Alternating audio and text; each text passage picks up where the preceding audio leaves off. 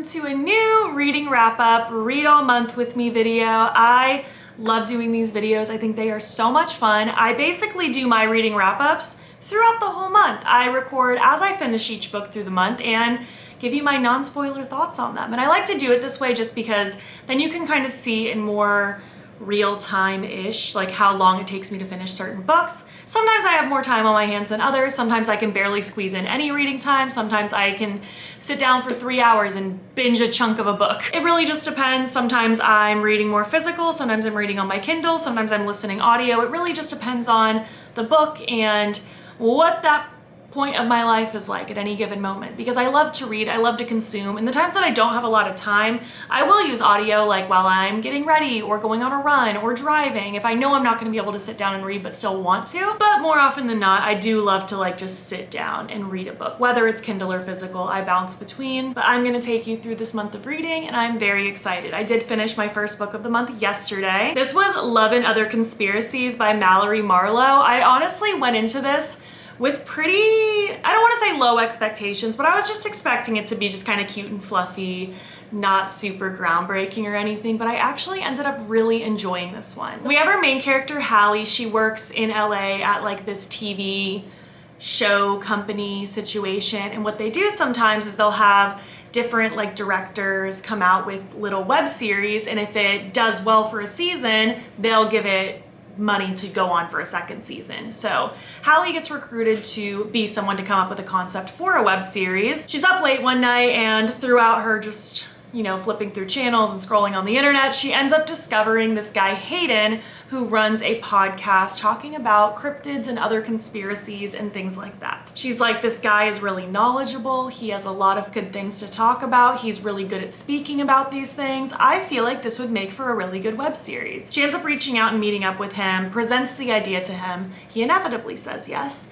and thus forth they start their adventure of filming episodes for this series. She ends up getting really roped into the show itself and kind of co-hosting it with him, and it was such a good dynamic because while he's very invested and knowledgeable and just has so much, like, this is his special interest. He loves this stuff with his whole soul. She doesn't believe in any of it, but she finds the way that he talks about it and goes about everything just so fun and fascinating. And even though she doesn't like directly believe in it, she thinks it's just so cool to still learn about and kind of just embrace in a way. It was such a cute story. I loved when they'd go on their little like cryptid and ghost hunting adventures. I loved when they would talk about different conspiracies. I thought it was so fun and so interesting, and I loved watching them grow closer together because really they were complete strangers. They end up starting the show together, start becoming really close as friends, and then of course developing feelings as it happens in a romance. He is just the sweetest like golden retriever guy. He is so just kind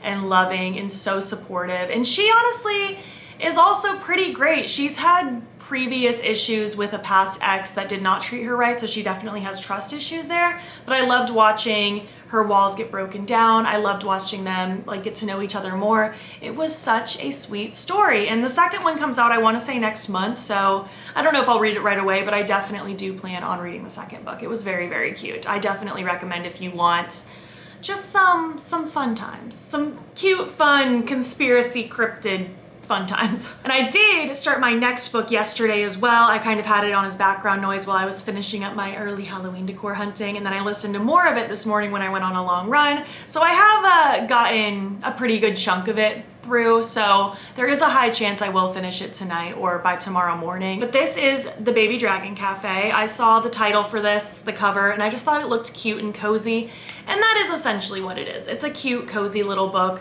I'll give you more thoughts when I finish this tomorrow or soon, but it's basically this girl, Saphira. She opens up this little cafe where people can bring their baby dragons with them. It's kind of a fantasy-esque world, but more modern. It's not like a fantasy, definitely in that cozy fantasy genre. It's cutesy. It's not anything super deep.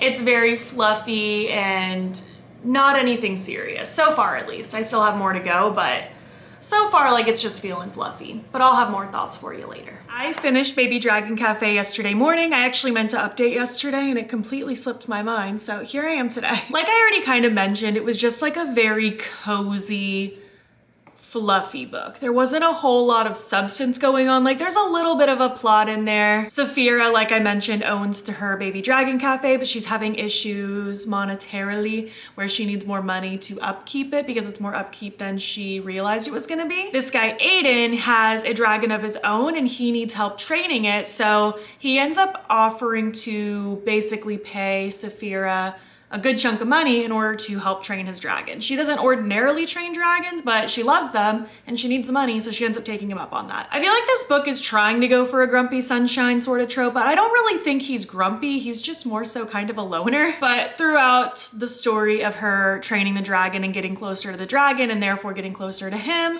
hello, Clionadh.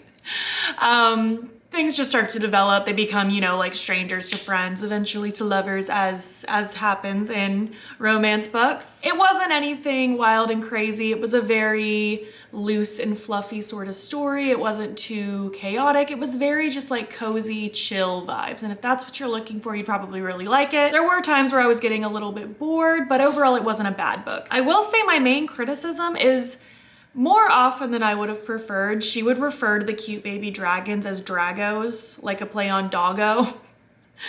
That was cringing me out a little bit, but for the most part, it was just cute, fluffy, wholesome. I ended up giving it 3 stars. It wasn't bad, but it definitely wasn't one of my favorites. And I think next I want to creep into some spooky vibes. I want to read Out There Screaming. This is an anthology of Black horror. We have 19 different Black authors writing little short spooky stories for this book, and it was edited by Jordan Peele, and I love Jordan Peele. I love his movies, so I have no doubt that these stories are going to be great. I've already read 2 of them. I read them last night, so as time goes on I will keep flipping through this, and who knows, I might actually cycle this with other books, just because since it is technically 19 different stories, like if I'm just not in the mood for that particular moment when I'm reading, I might switch to something else, but for now this is what I'm officially starting, so I'll report back next time I finish a book. But so far so good. The first 2 stories didn't like make me feel scared, but they were still interesting stories to read about, which is kind of what I expect. It's very rare that I actually feel scared from something in a book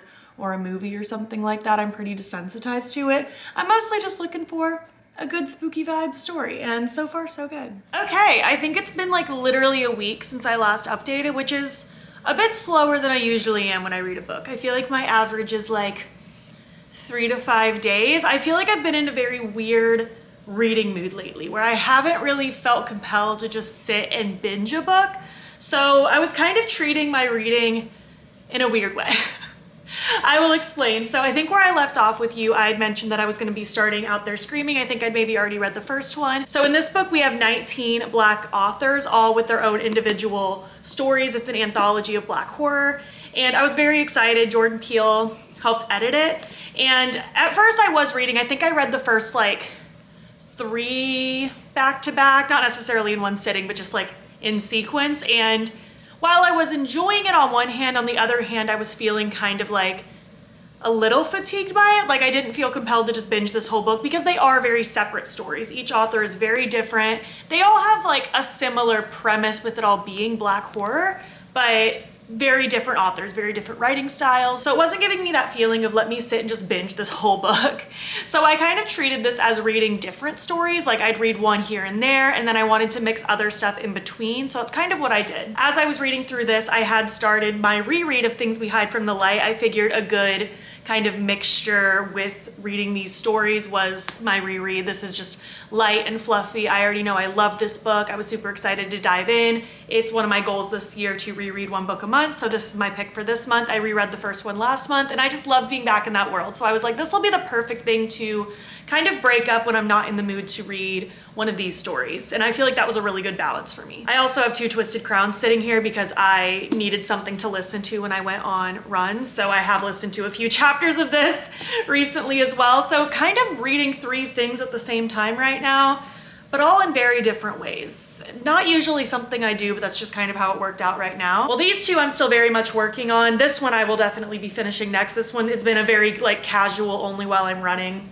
kind of listening to it. But once I finish these books, I think I'll be diving heavily into this one so I can work on that more. I just love how atmospheric this is. And this will probably be my next finish. But out of these books, this is the one I finished most recently. This one I finished today, and I feel like I have very mixed feelings. This was definitely a mixed bag, especially with, again, it being 19 different writers, all very different styles.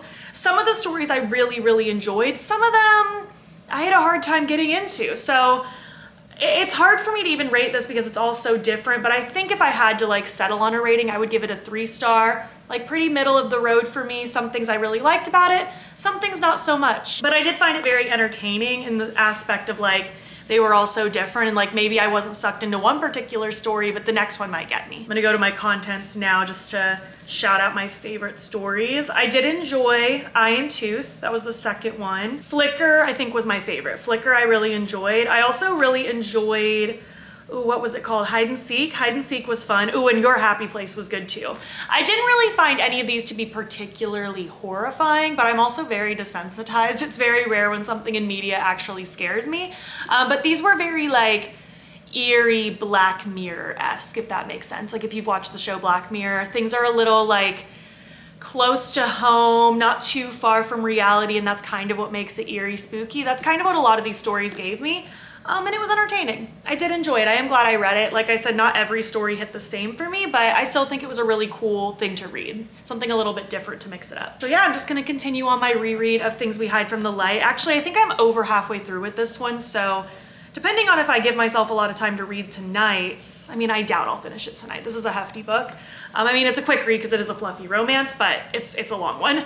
I imagine I'll probably finish this within the next day or two. I really love being back in this world. I love being with these characters, and rereading these stories just feels like such a comfort. Like it feels like I'm watching a comfort film. It's so, so good. And I guess I'll also be kind of balancing Two Twisted Crowns in the mix. This is the second book in the duology after One Dark Window. Really enjoyed One Dark Window. It's very like atmospheric, magical fantasy. It's a little bit not darker in the sense that it's like dark where it's like morally gray situation, nothing like that. It's dark as far as like the atmosphere. It's all very moody, very gothic-y. It's very, very cool. So I'm enjoying it so far from what I've like delved into thus far. I'm excited to just continue seeing where that goes. So yeah, next time you see me, I'll probably have my reread to report on Things We Hide from the Light, and then I'll be continuing on with this one. But there are lots of things I want to read. Like I have so many things on Libby that became available at like the same time.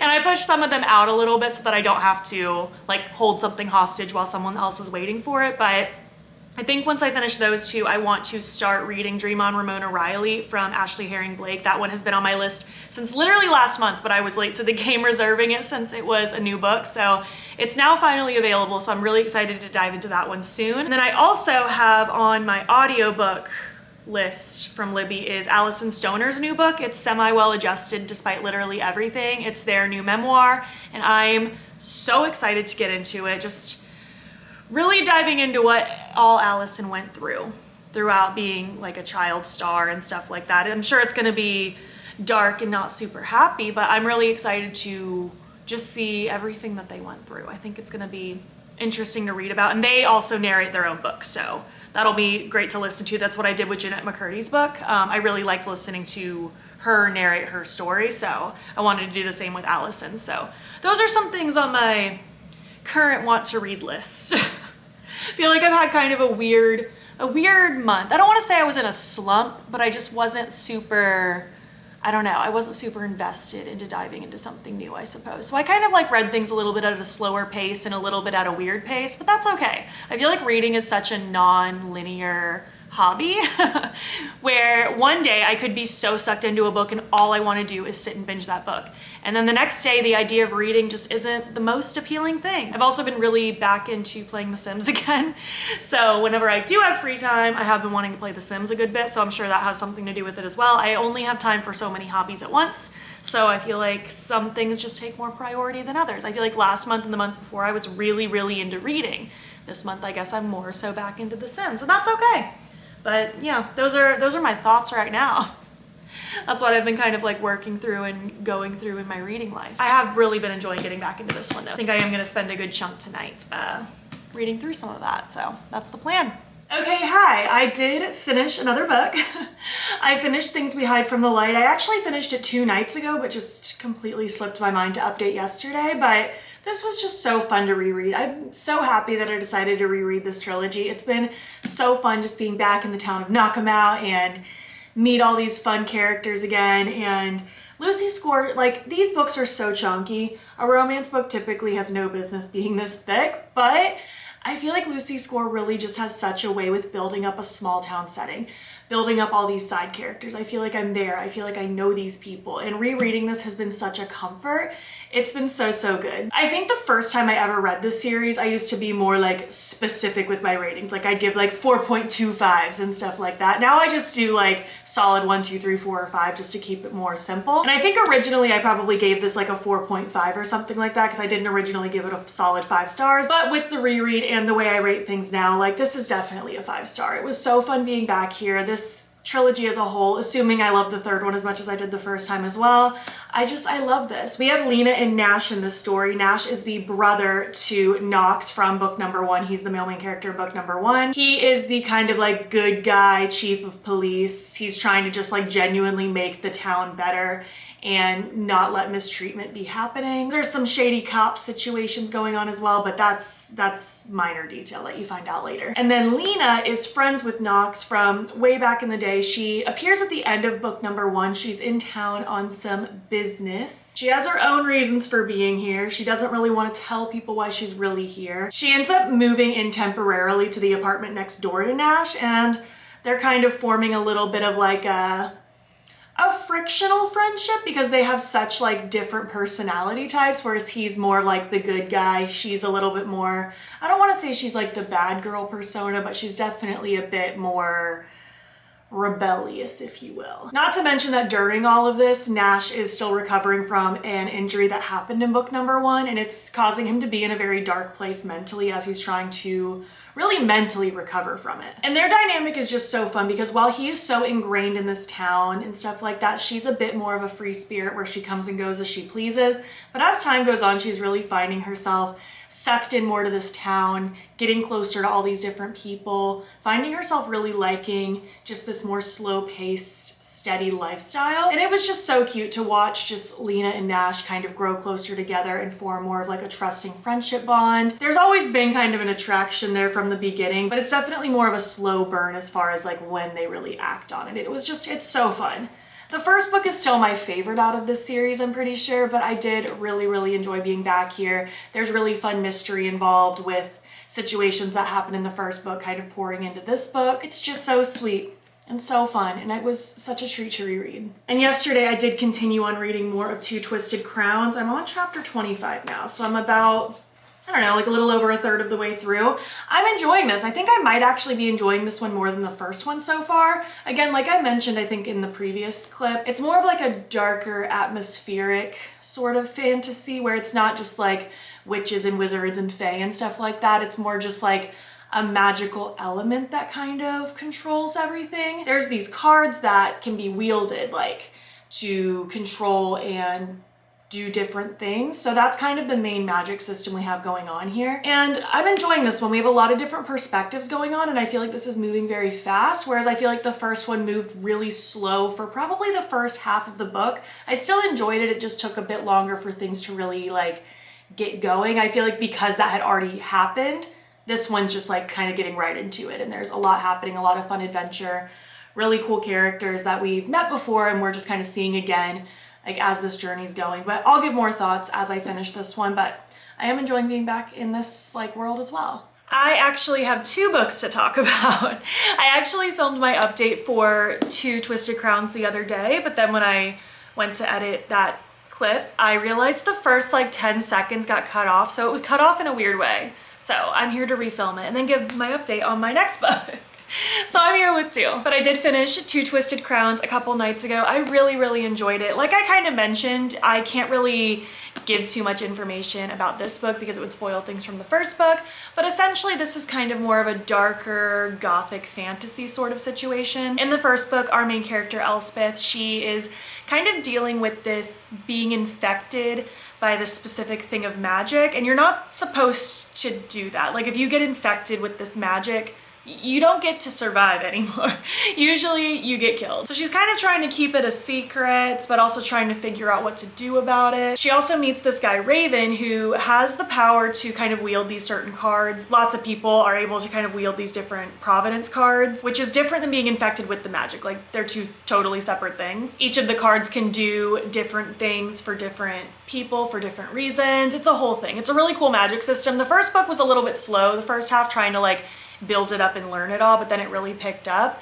And then as things came to a crazy and abrupt end in the first book, we move on into the second book. And because the first one, I feel like, had all of that build up, this one just gets right into it. Like, we are getting right into where things left off. This book in particular has multiple perspectives, which kept it super, super interesting. I really enjoyed her cousin Ione's perspective in this book a lot. I really enjoyed the story of what she was going through in the first book and in this book. It was so interesting to see that perspective. I really enjoyed this. Both books I gave 4 stars, but I did enjoy this one more overall. I just felt like it was so adventure packed and fast paced, and it was just a really fun time. And then as I was finishing that book, I moved on into my next book. I read Dream On, Ramona Riley by Ashley Herring Blake. I read it on my Kindle through the Libby app through my local library. I've been wanting to read this for like a month now, but I was a little late to the game reserving it on the Libby app because it was a brand new book. But I finally got to read it, and I had such a good time reading it. This author writes queer romances. I've really enjoyed her other books, and this is the start of a new series for her. So in this book, we have 2 main characters. We have Ramona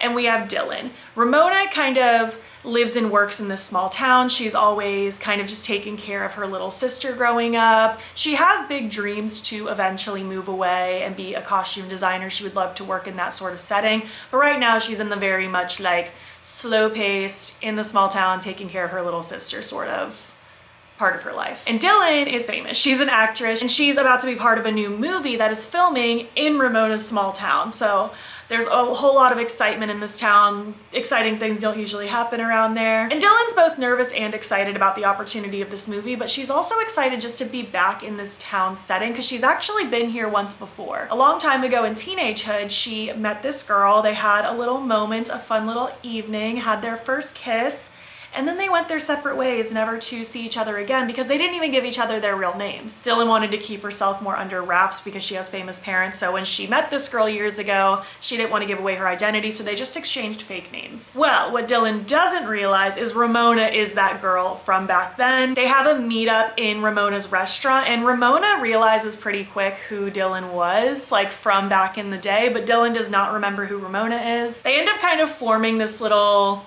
friendly acquaintanceship as far as reconnecting goes because Dylan needs inspiration to get into character for this small town role. So they end up hanging out more, getting closer and closer, and that's pretty much the main preface and setup for this story. I really enjoyed just getting to know these characters more.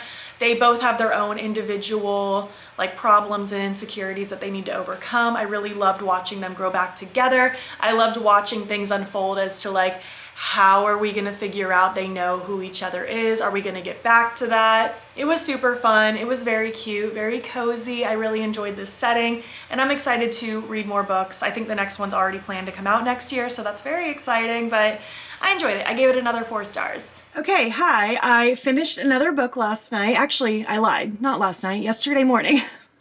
As I was getting ready for work. I did finish listening to the audiobook by Allison Stoner, Allison's memoir, Semi-Well-Adjusted Despite Literally Everything. I loved it. It was so much fun to listen to just because Allison does narrate their own books, so it was just very captivating to just hear the words from the author, you know what I mean? I feel like Allison spoke with such good cadence, narrated it so well. It's definitely heavily focused on just how things were growing up as a child star, kind of getting into the field, breaking out in different roles, struggling to acquire other roles, and just overall dealing with how to basically be a functional human being despite growing up under like this spotlight, this criticism, this feeling of ultra perfectionism. Definitely harder topics to listen to. There's definitely talks of things like abuse in different ways. There's lots of body image, disordered eating sort of talk as well as it gets further into the story. But overall, it was so good, very insightful. It was just, even though it was a hard thing to read at times, it was just so great to hear this story from Allison. It was just nice to get kind of more of a peek behind the curtain what these child celebrities go through. It was just really, really fascinating. I just loved this book overall. It's kind of hard to rate a memoir because it's like, this is such a personal, individual story, but I was very captivated from start to finish. Like pretty much anytime I would have anything on as background noise, whether it be like music or a YouTube video or a show or something, I was just listening to the book instead. I was listening to it while I got ready for the day. I would listen to it on drives. I would listen to it when I was going on runs. It was just the only thing I wanted to listen to, and I binged it over the course of just a couple days. It was so, so wonderful. I did end up giving it 5 stars because I just felt so captivated, very sucked in. I thought it was very well written. I thought it was narrated so well as well. Definitely recommend the audio if you do want to listen to the story, read the story, what have you. I'm sure it reads really well too, but I just felt like it was powerful listening to it.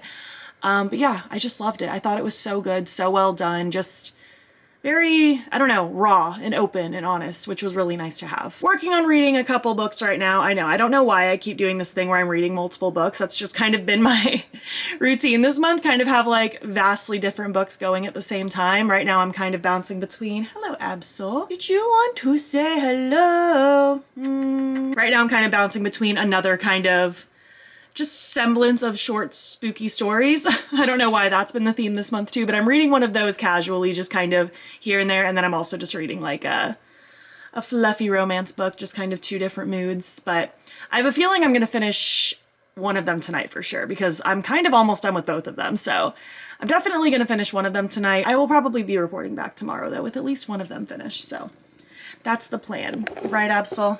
Are you gonna help with that? Okay, as promised, I'm back the next day. I had literally just like 2 or 3 more short stories to read out of this one where I left off, so I did finish this last night. This is 19 Claws and a Blackbird by Augustina Bazterrica. I might be butchering that, and I'm so, so sorry. But I really enjoyed her book, Tender is the Flesh. I read that about a year or 2 ago, and it was just gross and dystopian and weird, and I loved it. It was just awesome. Gross and awesome, and I loved it. But this I was super interested in because these are all little short stories by her. It's a collection of 20 different like eerie, spooky short stories, and I was like, let's get into this. That sounds amazing. It was only like 154 pages, so a very fast read, and I went into it super excited. And I feel like the first few stories, they kind of ranged, you know, like some of them were almost so absurd that they were kind of funny. Some definitely gave like eerie vibes. Some felt kind of Black Mirror episode-esque. But as more and more time went on with this, I don't know, I just found myself getting kind of bored. Some of these stories I had a really hard time getting through, even though they aren't very long. I just found some of them to be painfully boring. And I don't know, it's almost like she very much went with a different writing style almost for each story, which across 20 different stories is saying a lot. And while again, some of them were really interesting, I would almost argue that the majority of them unfortunately were not. I found myself just really getting sick of it by the end of it. And I feel really sad about that because I went into it super excited. But I just kind of read this one casually, just as the spooky mood was striking. I would read, you know, a couple short stories here and there over the last like 5 days or so. And like, I mean, I guess it was still a fun enough time, but I don't know. I was really debating on how to rate this one. At first I was gonna give it a solid 3 because it wasn't something I was like loving, but I didn't hate it. But then upon further reflection, I feel like I did really not enjoy more of the stories than the ones that I did. So I feel like I'm settling on a 2. Overall, wasn't super happy with this one, but that's okay. It was a quick read. I feel like it was still entertaining enough to just kind of flip through, but overall it just was not my favorite. I feel like I had higher expectations, and maybe that's on me. I might have went into it expecting a lot more than what I got. But continuing on, I've been also reading the 3rd book in the Chestnut Spring series, Powerless by Elsie Silver. I was kind of bouncing between that one and this one, just kind of depended on my mood, if I wanted something spooky or if I wanted something more fluffy romancy. And I'm about 75% of the way through, maybe even farther. What does my Goodreads say? How far am I? I track it every single day, 72%. So I don't have too much left. I probably have like maybe 100 pages left. I'm reading it on Kindle Unlimited, so I don't have like a physical book to like compare how far I am into it, but I imagine I might finish it tonight, but I might finish it tomorrow. Maybe it'll take me a whole week. We'll just see. Okay, hi. I did finish Powerless last night by Elsie Silver. I feel like I went into it very excited because it's past and present perspective. We have childhood friends to lovers, and I love those sorts of tropes in a romance book. Absol's here again, by the way. He's such a sweetie. Aren't you such a sweetie? Did you want to hang out and have a cuddle? So in this book, we have Jasper. He is closely related to the characters that we've met so far in books number 1 and 2 of the Chestnut Springs world. And then we also have Sloane. She is like, I think, cousins with somebody who knows the guys in Chestnut Springs, something like that. She has ties to them as well, but not like in a direct relative sort of way or anything. It's like friends of a friend or something like that. Well, basically from the age of like 10, Sloane has been pining over Jasper, but he's a little bit older. He's never seen her that way. They've always been strictly just friends, which was good because the like 6-year or so age gap did make me a little iffy uncomfortable in the beginning, just knowing that like they knew each other from such a young age and like he became an adult very early into that situation, but very strictly friends for like ever. Well, fast forward to the present, she's about to get married to this guy that she's just like really not into. He's very like arrogant, rich, pompous, basically somebody that her rich parents want her to be with just for the sake of this is what you're supposed to do. Yes, sir. Yes, sir, you can have some pets. I'm so sorry. I know, I'm not giving you enough attention, am I? Well, the wedding comes around, she ends up realizing like, yeah, no, actually, I'm not going through with this. This is not how I saw myself like on my wedding day. This is not who I saw myself being with. She's still very close with Jasper and he helps her basically be a runaway bride.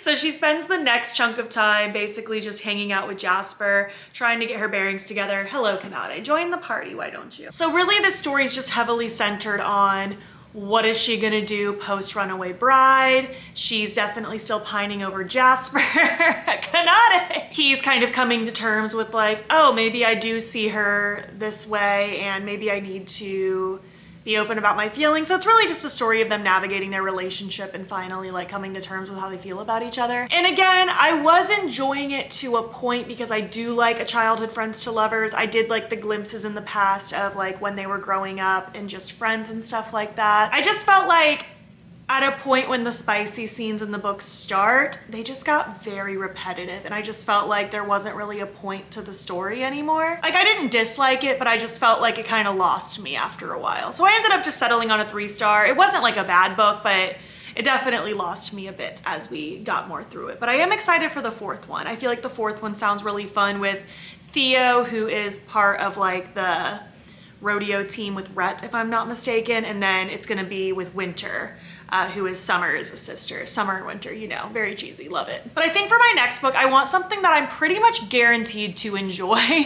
I feel like I just need that right now. I feel like I've had not necessarily horrible flops lately, but I need another thing to really love again. So I'm torn between Love and Other Killers by Brynne Weaver. This is actually a little novella that just launched fairly recently. It's from the same universe as the Ruinous Love trilogy. So they're kind of like comedic, dark, murder romances.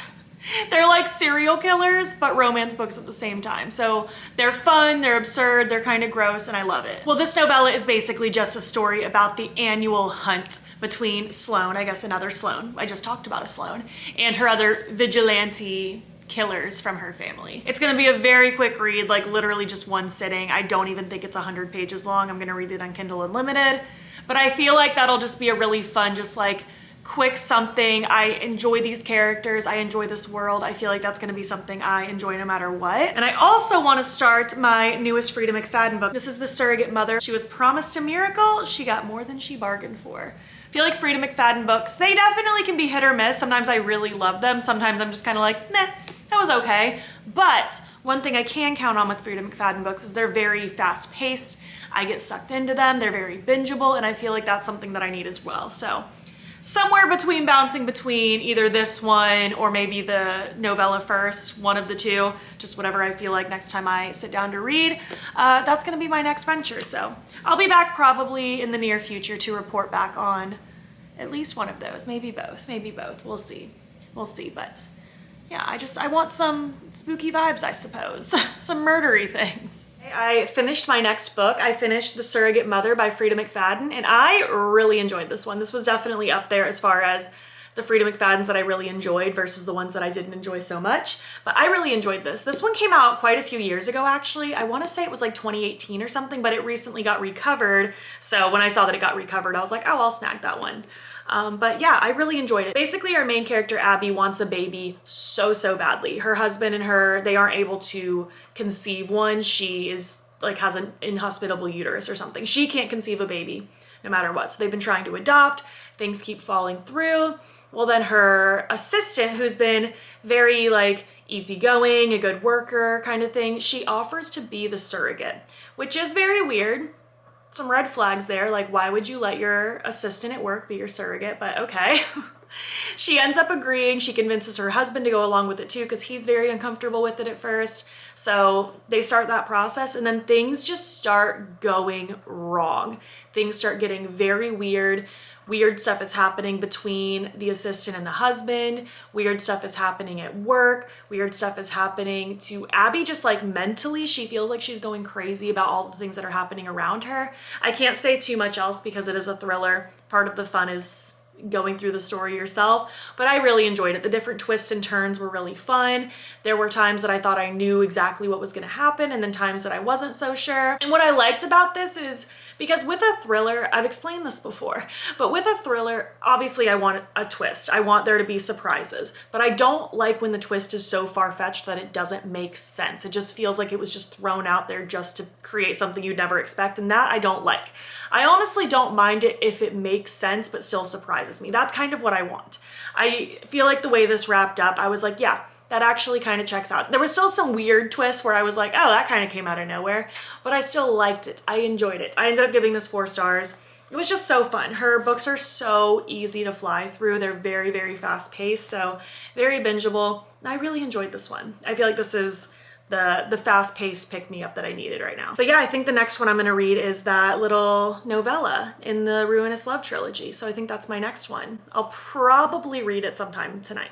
That's my plan, because like I said, it's very short. I think it's like, oh my gosh, I don't even know, maybe 60 pages or something. Yeah, it looks like this is literally just about 60 pages, so very fast read. That'll be just like a fun, get thrown back into a world that I enjoy with characters that I enjoyed, so I think that'll be my next one. Okay, I did read the little novella, Love and Other Killers by Brynne Weaver. It was just a very quick, short and sweet sort of story. It's, like I mentioned, I think already, Sloane is one of our main characters. She's the main character from the first book in the trilogy, actually. She's just meeting up with all the other main characters from the other books. They're doing their annual, like, hunting sort of party where they all try to band together to all go after this one specific other killer, like bad serial killer, not a good serial killer. They're vigilante stuff, but they do it as like a fun little game to see like who can do it first. It was fun to see these characters again and just kind of catch back up. It was fun to be in this sort of setting. We have a good mixture of crime, there's some spice, there's just kind of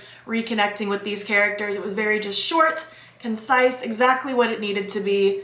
I didn't really know how to rate it though. I ended up just giving it 3 stars because it's very much like you could take it or leave it. It's not really anything that important, but it was still fun to revisit. It was just a quick, I probably only spent 30 minutes reading it. It was a very short little novella, but it was a good time. And if you enjoy those characters from the trilogy, you'd probably enjoy just like a quick little read on just this annual hunting trip. But yeah, I don't know if I will be finishing another book before the month ends because it's already the 29th now. There's only 3 days left if we're counting today. I did technically start Vicious by V.E. Schwab. I actually put that on my TBR for September, but we'll just see. I'll check back in a few days probably, and either I will have finished Vicious or I'll just be back to recap on the month. But yeah, I feel like this month has gone very like in waves for me, but overall it's been good. It's been good. I feel like I've still enjoyed it for the most part. I feel like I've read a very good variety of things, but we'll see what happens next. Okay, hi, it's been a few days. It's now September 1st. I can't believe we're in September. This is the best time of year, all the Burr months, September through December.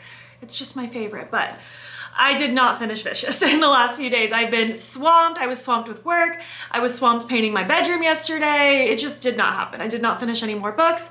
So this is where we're leaving off. I read 11. That's actually shocking. I thought that I read very minimal this month because I feel like I was off to a rocky start in the beginning, but it looks like I ended up getting through 11. Oh, Clionadh is here. Thank you for joining us.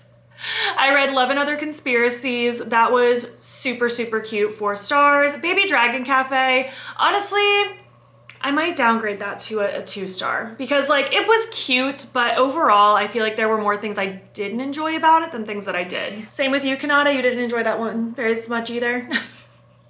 It was cutesy cozy, but overall not great. Out There Screaming, 3 stars. I feel like that was just a very mixed bag of short stories. Rereading Things We Hide from the Light, 5 stars. I was so happy to be back in that world. I'm really excited to dive into the 3rd one now that I'm in September. Two Twisted Crowns, 4 stars. That was a really fun story, just so atmospheric. I loved getting to know more of the character stories. It was great. Dream On, Ramona Riley, also 4 stars. I really enjoyed just this fun queer romance. It was sweet. It was sweet. Semi-Well Adjusted Despite Literally Everything, a memoir, 5 stars. Definitely my favorite of the month. It was just very insightful. I really enjoyed getting this perspective and just learning more about this backstory of Allison Stoner. 19 Claws and a Blackbird. That was a little bit of a flop. 2 stars. Disliked the majority of those stories. Some of them were cool, but most of them I was fighting for my life to get through. Powerless from the Chestnut Spring series, that was a 3-star. It was fine. I feel like it had a really good rise and then it kind of just petered out. It wasn't so great anymore. The Surrogate Mother, a solid 4 stars. That was a really fun thriller. And then Love and Other Killers, the short story in the Ruinous Love Trilogy universe. I just gave that 3 stars again.